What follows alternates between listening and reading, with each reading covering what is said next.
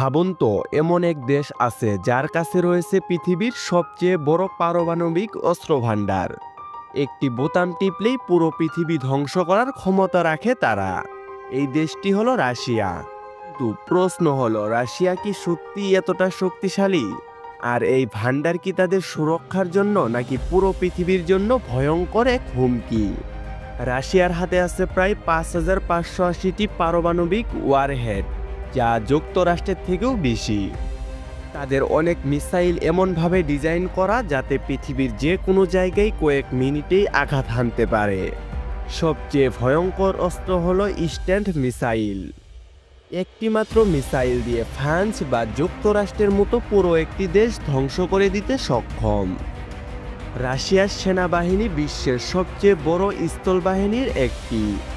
তাদের হাতে আছে হাজার হাজার ট্যাঙ্ক, সাজুয়াজান এবং আধুনিক আর্টিলারি সিস্টেম, বিশেষ করে T-90 ট্যাঙ্ক আর নতুন প্রজন্মের আর্মাটা ট্যাঙ্ক যুদ্ধক্ষেত্রে ভয়ঙ্কর শক্তি।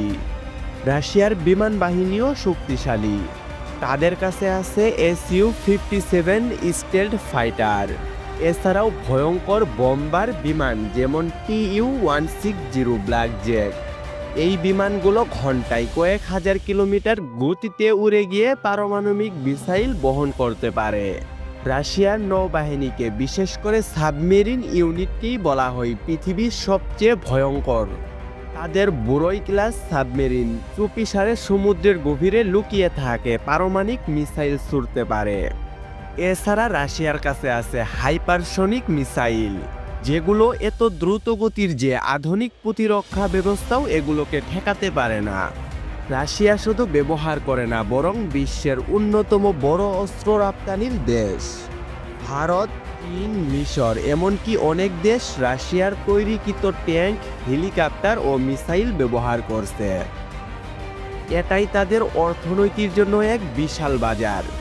কিন্তু এত শক্তির পরও প্রশ্ন থেকে যায়, রাশিয়া কি এই ভান্ডার সত্যি আত্মরক্ষার জন্য রেখেছে নাকি পৃথিবীকে ভয় দেখানোর জন্য? অনেকেই আশঙ্কা করেন, যদি রাশিয়ার সাথে বড় কোনো যুদ্ধ শুরু হয় তাহলে সেটা হতে পারে মানব ইতিহাসের সবচেয়ে ভয়ঙ্কর ধ্বংসযুদ্ধ। বিশ্বের সবচেয়ে বড় অস্ত্র ভান্ডার রাশিয়ার হাতে। কিন্তু প্রশ্ন হলো, এই শক্তি কি পৃথিবীকে নিরাপদ রাখছে নাকি একদিন এই শক্তি মানবজাতির জন্য হুমকি হয়ে দাঁড়াবে? আপনার কি মনে হয়, রাশিয়ার এই ভান্ডার কি শক্তির প্রতীক নাকি পৃথিবী ধ্বংসের আগাম বার্তা?